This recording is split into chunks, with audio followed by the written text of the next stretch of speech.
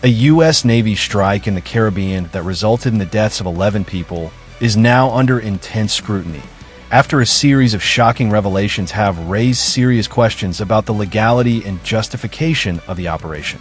Donald Trump's so-called Suriname boat strike has faced fierce criticism, as new information has emerged that appears to completely undermine his repeated claims that the operation targeted an imminent threat to the United States. A revelation about the targeted boat has transformed what was initially described as a routine Caribbean drug raid into a global controversy, with some experts now suggesting it could be classified as a potential war crime. CNN has reported that the boat, which was struck on September 2nd, was allegedly planning to rendezvous with a larger vessel that was reportedly headed towards Suriname, rather than directly to the U.S. coast, as previously claimed. According to statements from an admiral to lawmakers, the boat that was struck intended to meet another ship at sea and transfer narcotics, raising questions about whether immediate military action was legally justified. U.S. forces were unable to locate the second vessel, yet officials claim that the drugs could eventually make their way to the United States, a justification that critics argue is far too speculative to warrant lethal force. Admiral Frank Bradley maintained that the strike was justified under U.S. military law, despite acknowledging that the boat itself was not on a direct course toward the American mainland at the time of the attack.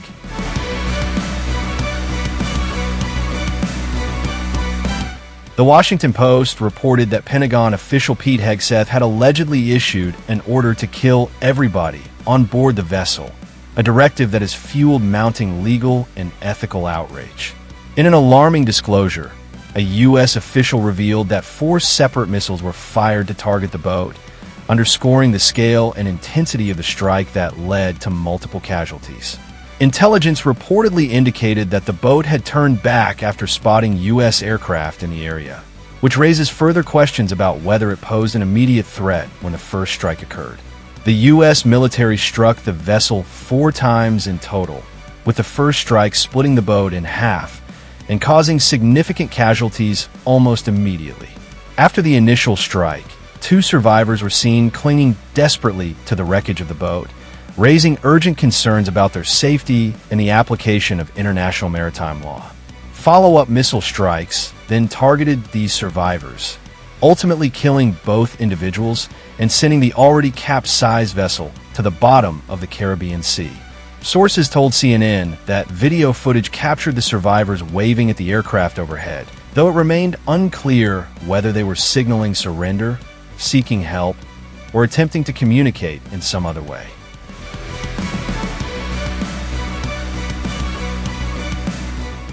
Despite the growing legal and political pressure, the Pentagon has refused to provide a public comment on the strikes, leaving many questions unanswered and critics increasingly vocal. Pentagon Chief Pete Hegseth defended the operation, insisting that the strikes were necessary to prevent cartel activity and protect U.S. interests, even as the legality of his orders came under intense scrutiny. Here again, we've been focused, and here we've been clear. If you're working for a designated terrorist organization and you bring drugs to this country in a boat, we will find you and we will sink you. Let there be no doubt about it. President Trump can and will take decisive military action as he sees fit. We will define our vital interests in ways that are reasonable and that make sense to ordinary Americans. This is the approach and mindset that shapes the department's focus. As a result, the War Department will not be distracted by democracy-building interventionism, undefined wars, regime change, climate change, woke moralizing, and feckless nation-building.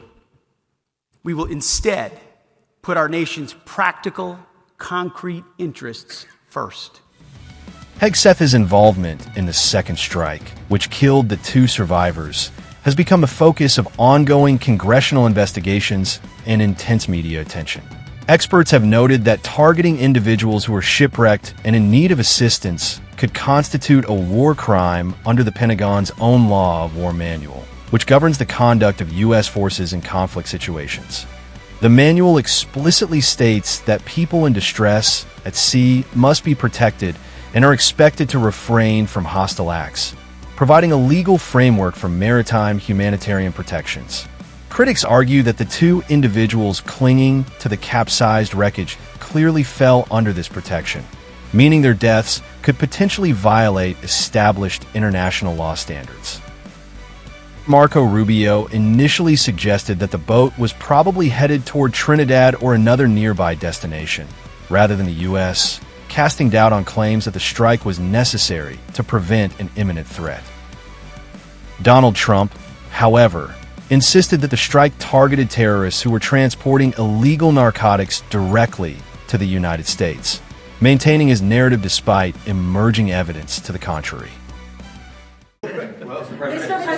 President, you released video of that first boat strike on September 2nd, but not the second video. Will you release video of that strike so that the American people can see for themselves what happened? I don't know what they have, but whatever they have, we'd certainly release, no problem. You know, we stopped every boat we knock out, we save 25,000 American lives. That's right. And Thank you. if you look at our numbers, the drugs coming in through sea are down 91%. I'm surprised there's 9%. You want to? I don't know who's doing the 9%, but it's down 91, and we're going to start very soon on land, and I'm sure you're thrilled to hear that. Mr. President, switching to Venezuela for a second. Have you checked back with President Maduro? I mean, is your pressure campaign working? And do you think how's he responding to your demand that he leave the country? It's not pressure campaign. It's much beyond that, I think. But I spoke to him briefly, just told him a couple of things. We'll see what happens with that. Venezuela sends us drugs, but Venezuela sends us people that they shouldn't be sending. They emptied their prisons into our country. They sent us killers, murderers. They sent us drug dealers at the highest level. You spoke to him just the one time? Did you talk to him the second time or just that one time? What's that? To Maduro. Did you speak to him again? No, I didn't. Mr. President, in the boat strikes, if it is found that survivors were actually killed while clinging onto that boat, should Secretary Hegseth, Admiral Bradley, or others be punished? I think you're going to find that this is war, that these people were killing our people by the millions, actually, if you look over a few years. I think last year we lost close to 300,000 people were killed. That's not mentioning all the families. Have you seen what happens with the families of not only the people killed, the people that are trying to get their son or their daughter off of this poison that they've been fed? I think you're going to find that there's a very receptive ear to doing exactly what they're doing, taking out those boats. And very soon we're going to start doing it on land too, because we know every route, we know every house, we know where they manufacture this crap, we know where they put it all together.